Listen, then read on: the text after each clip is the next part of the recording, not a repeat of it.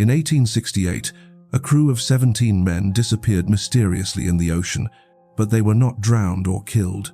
They were pulled out of time itself.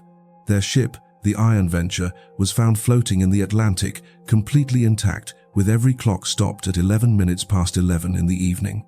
This is the only evidence left of the cursed chronometer, which traded the crew's presence for its insane precision. What happened to them when their time ran out? The story begins in the last week of November, the year 1868. The wind that day carried no warmth, only a kind of metallic chill that clung to the throat and made sailors whisper of omens. The fog had settled thick upon the New England coast, swallowing sound and distance alike, when a pair of trawlers spotted something moving through that white stillness, a tall-masted clipper, her sails slack, drifting without direction. At first the fishermen thought her abandoned, but then they saw the lanterns. They burned with steady, unwavering flame, something no ship could manage in weather like that. When the boarding crew climbed her side, what they found was not a wreck, but a perfect silence. Every rope coiled in place, every tool stowed. The brass gleamed as if freshly polished. On the mess table sat plates of half-eaten supper, bread, meat, and peas cooled but untouched. A knife hung suspended between loaf and hand, as though someone had been interrupted mid-cut and simply vanished before finishing the motion. In the captain's quarters, the logbook lay open. The final line read only, "Wind east by north," before it ended. The ink still wet, the quill resting beside it. No sign of struggle, no blood, just the quiet hum of something unseen pressing through the air. When they checked the clocks, their unease deepened. Every single one, pocket watches, deck timers, and the grand brass chronometer fixed above the helm was frozen at precisely 11 minutes past 11. Yet the gears beneath their glass faces trembled faintly, as if straining to move against a barrier. The stillness aboard the Iron Venture felt less like death and more like interruption. By dawn, a patrol cutter from the coast office had towed the clipper into harbor. The mariners' court convened immediately, fearing disease or sabotage, but when their men stepped aboard, all thoughts of plague vanished. They felt something else, a wrongness so subtle it could not be named. Captain Merrow, presiding over the investigation, wrote in his report, "The air aboard is heavy, metallic, and dry, as though the breath has been drawn out of it. The crew's absence is complete. The ship floats in defiance of explanation." They discovered the great chronometer in the chart room, an experimental mechanism built of brass, glass, and onyx. It was unlike any they had seen. Around its face, engraved in looping cursive, were the words, "To master the second is to master the soul." Beneath that inscription lay a circular incision, impossibly smooth, housing a small fragment of black stone. The shard glimmered faintly under the lantern light. One examiner, an engineer named Collis, attempted to pry it loose. The moment his fingertip brushed the metal rim, he screamed. His skin blistered, as if scorched by fire. When the men tore him away, the chronometer gave off a single low pulse, too deep to be sound, yet every man aboard felt it in his chest, a vibration that seemed to slow their own heartbeats. Collis swore afterward that for a fraction of a second he saw his companions moving in jerks, as though the world had stuttered. No one touched the device again. They covered it with canvas, but the hum beneath the cloth continued, faint and rhythmic, almost like breathing. Within days, the Iron Venture became a spectacle. Dock workers refused to step aboard after sundown, claiming to hear ticking beneath the deck, a sound slower than any human clock. Some swore they saw ripples in the air above the chronometer, as if the very light bent around it. By week's end, the ship was sealed under order of the Admiralty. The official report read, "Crew missing, cause unknown, time of incident 11 minutes past 11 in the evening."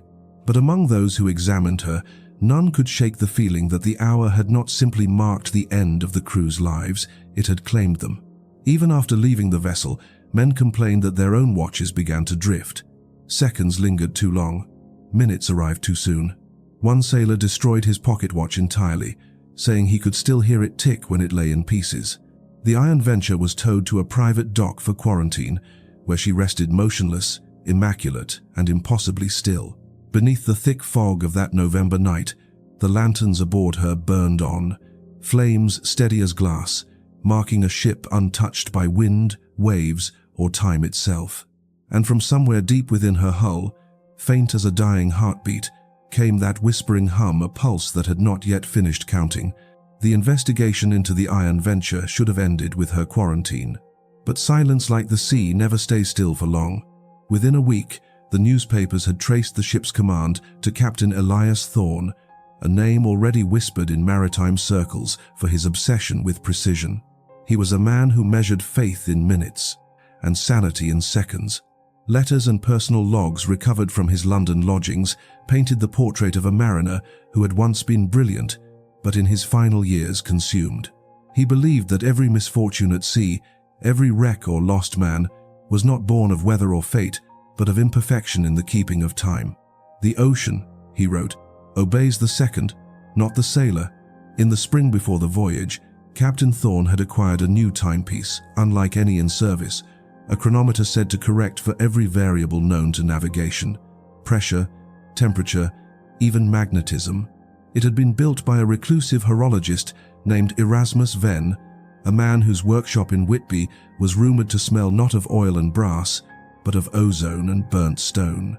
Venn had refused all public commission for years, until Thorne's request arrived, a commission that demanded, as his journal phrased it, a clock that will never err, no matter what heaven or hell conspires against it.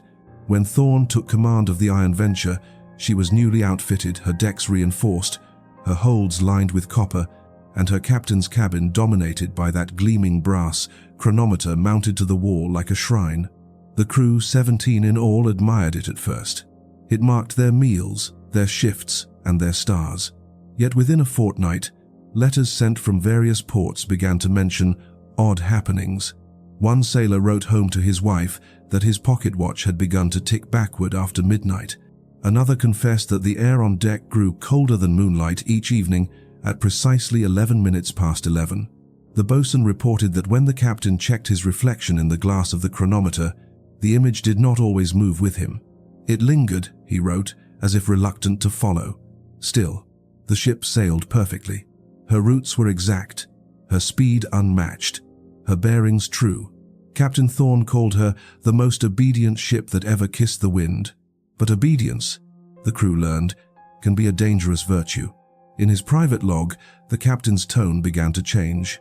The neat script of his early entries grew frantic, the margins filled with corrections, measurements, and strange annotations. He began to write not of tides or winds, but of time itself, how it could stretch thin, how the night could repeat itself, how men could breathe once and find the world already half a minute older than it should be. He claimed that when the chronometer struck 11 minutes past 11, the ship's shadows moved against the light, that the men would freeze mid-step, unaware that something around them had paused, as though the sea itself had inhaled and forgotten to exhale. Crewman Horace Wainwright, the ship's carpenter, left behind a torn letter later found among the Admiralty archives. Its ink had run with salt water, but one passage remained legible. It happened again tonight. The captain asked us all below deck and wound the clock himself. When he turned the key, the world staggered. The air felt thick, and my own voice came back to me twice. The echo not from the walls, but from yesterday. I think the ship remembers too much. By the time the Iron Venture left Lisbon on her final leg, the crew had begun to whisper that their captain no longer slept. They found him pacing the deck alone, murmuring calculations to the waves, his eyes rimmed red, his hands trembling yet careful as a surgeon's. His first mate, Silas Avery, noted in the log that the captain forbade anyone from touching the chronometer, calling it an instrument of covenant. He told the men that to stop it now would tear the measure of their passage. When Avery challenged him, Thorne dismissed him to his quarters and struck his name from the next day's watch rotation. Avery's handwriting falters in that entry. He must have been afraid, and perhaps rightly so, for the records of the Mariners' Court include one final unsigned letter, likely from that same first mate, delivered posthumously after the Iron Venture's discovery. It reads, "The captain no longer charts our position by stars. He charts by moments. He says we are near the meridian of God, where every second finds its twin and every soul its price. Tonight he says we cross it. No one ever confirmed the existence of Erasmus Venn after that voyage. His workshop was found abandoned, the door locked from within. Only a single note remained on his bench, written in meticulous script. Perfection is not accuracy, it is absence. The investigators at the court debated its meaning for months, but none could see what the crew of the Iron Venture had already learned. That to master time is to remove oneself from it entirely. And somewhere between Lisbon and the edge of the known sea, Captain Elias Thorne had done exactly that. The Iron Venture had not gone astray in storm or war, it had vanished into its own precision. The logbooks recovered from the Iron Venture reveal a voyage that began as orderly as any other, but ended in something beyond navigation, beyond sanity itself. The entries of early November were written in Thorne's unmistakable script, sharp, deliberate, measured. They charted temperature, wind speed, longitude, celestial bearings. Yet midway through that month, the handwriting begins to tremble. Sentences stop mid-thought. Words trail into the margins, as if the writer's mind had outrun the page. Wind erratic, compass steady, yet waves moving east when stars drift west. Clocks slow, then surge. Time unstable, crew uneasy. By the 12th of November, the records grow stranger still. The ship, according to the log, had entered a fog so dense it clings to the skin like mercury. The crew could hear the sea lapping against the hull, but the sound arrived a heartbeat, late echoing after each motion, like the world itself was trying to remember what it should sound like. Thorne wrote, "The fog is metallic, no salt in the air, no scent of water, even the gulls refuse to cry. I see our wake upon the surface, yet it does not ripple. The sea stands still, yet we move." The first to notice the change was Wainwright, the carpenter. He claimed the ship's bell tolled without being struck a single note, suspended, never quite ending. The men began to whisper that it was the sound of time ringing thin. Then came the chronometer. It began ticking irregularly, not faster or slower, but unevenly, like it was stuttering. The hands jerked forward, froze, then reversed.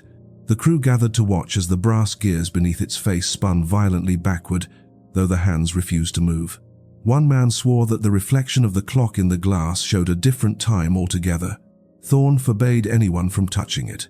He sat before the chronometer for hours, whispering to it, as though it might answer.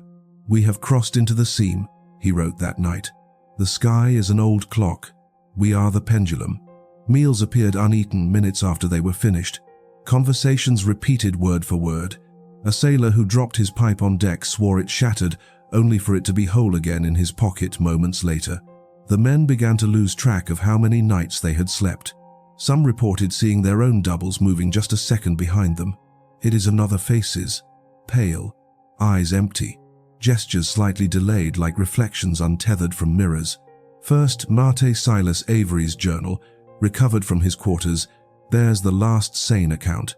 The captain says the clocks must be kept running, but they no longer mark the hours. They mark something else. Each time the chronometer reaches 11 minutes past 11, the wind halts, the fog presses in, and the sea hums like metal under a bow. It feels like being inside the breath of something enormous, waiting to exhale. I have seen my own handwrite before I thought to move it. God preserve us. Time is no longer a straight line aboard this ship. Then the log breaks off a jagged line of ink and a single smudged phrase written in what looks like blood. Not 11:4, not 1868. God help us. After that, the handwriting is no longer human. It sprawls in circles, loops, and spirals, as though the writer were tracing the motion of the chronometer's gears. On one torn scrap found in the captain's cabin, a sentence repeats over and over, "We are being measured." The last dated entry, if it can be trusted, reads, "The sea stands still, yet the stars move. The fog does not lift. The clock hums louder each night. I think we are being wound backward." From that point on, the events can only be pieced together through physical evidence found aboard. A plate of bread half cut, the ink in the pen still wet, 17 hammocks empty, and a chronometer whose hands were fixed forever at 11 minutes past 11. But what unsettled the investigators most was the faint residue discovered along the walls, a fine black dust that shimmered when exposed to light. Microscopic examination revealed crystalline fragments identical to the shard embedded in the chronometer's face. The report notes that the dust formed faint outlines, as if human shapes had burned briefly against the walls before vanishing altogether. And though the log ends abruptly, one final annotation appears scrawled in the back of the captain's personal Bible. Written in a trembling hand no one could definitively identify. Time is not a river, it is a room, and we have locked ourselves inside. After that, there is nothing. No more entries, no sightings, no sails on the horizon, only a ship adrift in still water, its clock silent, its air thick with the smell of cold brass, and the faintest sound of ticking buried somewhere deep in the hull, as though the voyage itself had never truly ended. The last known hours aboard the Iron Venture exist only through fragments, half-burned pages, waterlogged scraps of the captain's diary, and the muttered recollections of sailors who swore they could hear the ship's name whispered by the tide, years after her discovery. At precisely 11 minutes past 11, the hour that haunted every watch and clock aboard, the crew reported what investigators later called shared hallucinations. But those who read the logs knew it was something else. The men described a deep, muffled ringing, like church bells tolling underwater, followed by a vibration in their bones, as though the sound had no air to travel through, only flesh. The fog thickened to a mirrored haze. Every man saw two of himself, one standing, the other moving backward, tracing the same motion in reverse. The shadows cast by the lanterns no longer stretched away, but curled toward their owners, dark hands clutching their heels. Below deck, the chronometer had begun to convulse. Witnesses wrote that its face glowed faintly blue, the second hand trembling without advancing. The hum grew louder, until it was indistinguishable from the men's own heartbeats. Captain Elias Thorne locked himself in his cabin, shouting through the door that the measure must be corrected. When his first mate, Silas Avery, begged him to stop winding the device, Thorne answered only, "It isn't winding, it's breathing." Inside, he worked furiously, dismantling the chronometer piece by piece, his journal scattered with desperate sketches, circles folding into themselves, spirals collapsing inward, arrows drawn both ways through time. He wrote one final line before the ink bled off the page. "If I stop it now, the world resets. If I fail, the world ends for us." What happened next has no complete record, only a convergence of testimonies. A burst of heat radiated from the captain's quarters, so intense it blistered the varnish on the wood. The chronometer's hum peaked to a shriek, and then came a single blinding flash, a light that didn't illuminate, but erased. Silence followed, absolute. The fog outside thinned as suddenly as it had risen. The sea stilled, and when it cleared, the ship floated empty, 17 hammocks untouched, dinner plates still warm, every clock, every watch, and the great brass chronometer frozen precisely at 11 minutes past 11. Only one thing remained of Captain Thorne, a scorched silhouette on the cabin wall, arm outstretched toward the chronometer's casing. The outline was perfect, human and hollow, a shadow burned into the wood where no flame had touched. Later analysis by the Mariners' Court found traces of obsidian dust within the mark, identical to that embedded within the chronometer's core. One examiner described it as the residue of something displaced, not destroyed. The final report recorded the time of death for the entire crew as 11 minutes past 11 in the evening, date indeterminate. But dockhands who later handled the salvaged chronometer swore that if you stood in silence long enough beside it, you could hear a faint echo from inside the brass, the whisper of gears still turning, counting toward a moment that no longer exists. And on especially calm nights, the harbor men say, the air around the Iron Venture's resting place bends slightly like heat over a horizon, as if time itself still remembers where it tore. The official inquest into the Iron Venture's disappearance filled nearly 400 pages, yet offered no explanation the Admiralty dared to publish. The findings were marked confidential, the conclusions redacted, and the wreck, what little remained of it, was quietly sealed beneath military custody. Still, fragments of the record escaped. The report from the Mariners' Court described impossible mechanics. The ship's great chronometer, though frozen in place, contained gears that continued to spin backward, while encased in frost so thick it shattered steel instruments. The air near it shimmered, bending light as if submerged in invisible water. When they opened its casing, the examiners recoiled.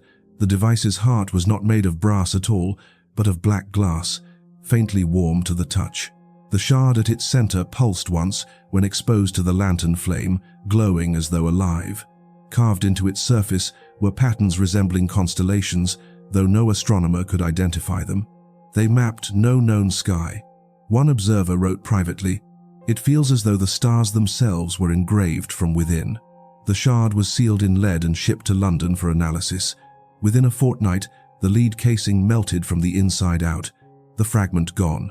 The storage clerk who handled it later vanished from his post, his watch found in the corner of the room, its hands stopped inevitably at 11 minutes past 11. Inquiries into the chronometer's maker led nowhere. There were no records of Erasmus Wenn's birth, apprenticeship, or death.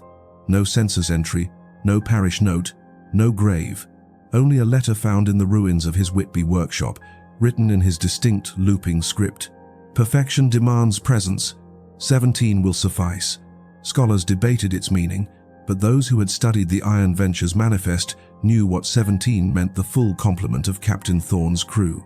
The Admiralty ordered the vessel scuttled. Under cover of fog, her hull was towed beyond the harbour and sunk in deep water. The location was erased from maps and the records sealed within Admiralty Vault 9 beneath Whitehall. The men who carried out the order refused to discuss it. One survivor of that mission later confessed, half drunk, that as the ship slipped beneath the waves, every pocket watch aboard the tugboat stopped only to start again 5 minutes later, all 5 minutes missing. Decades passed. The story became myth, a footnote for maritime enthusiasts, a warning about temporal superstitions. But in the winter of 1941, the past stirred again. At the height of the Atlantic conflict, a Royal Navy operator stationed at Scapa Flow intercepted a faint distress transmission. It came through on an obsolete frequency, one discontinued since the 1870s. The voice was fragmented, crackling with interference, yet unmistakably human. Venture, Iron Venture, position unknown, sea stands still, clock's wrong. The signal repeated twice, then ended with words that froze the operator's blood. Not 11, 4. Not 18, 68. God help us. The coordinates attached to the transmission pointed to a sector of the Atlantic, long closed to navigation, the very place where the Iron Venture had last been charted 73 years earlier. Search vessels were dispatched, though officially for training. They found nothing but empty water and a magnetic anomaly that made compasses spin without direction. Yet one diver, lowered into the depths during calm weather, reported the outline of something vast and upright below him, metal glinting faintly in the gloom, lanterns still hanging from its rigging. When the cables drew him back, his oxygen gauge read normal, but his personal wristwatch had stopped at 11 minutes past 11. The operator who had logged the distress call disappeared 2 nights later. His bunk was empty, his headphones still humming. The tape reel of the transmission was found spooled to its end, running in silence except for a faint ticking sound, steady, precise, and far too slow to belong to any clock made by human hands. In the archives of the Admiralty, one final note was appended in red ink decades later, unsigned and undated. Chronometer destroyed. Containment unsuccessful. Timepiece was not a device but a boundary. Breach event remains active. Do not attempt retrieval. And that is where the story ends, or rather, where it has been paused. For sometimes, late in November, ships crossing that same corridor of the Atlantic report, hearing a single tolling bell. The sound does not echo, does not fade. It rings once, and then the radios stutter, every dial freezing at the same instant. 11 minutes past 11. It seems that, for the Iron Venture and her 17 men, time did not stop. It simply refused to let them go.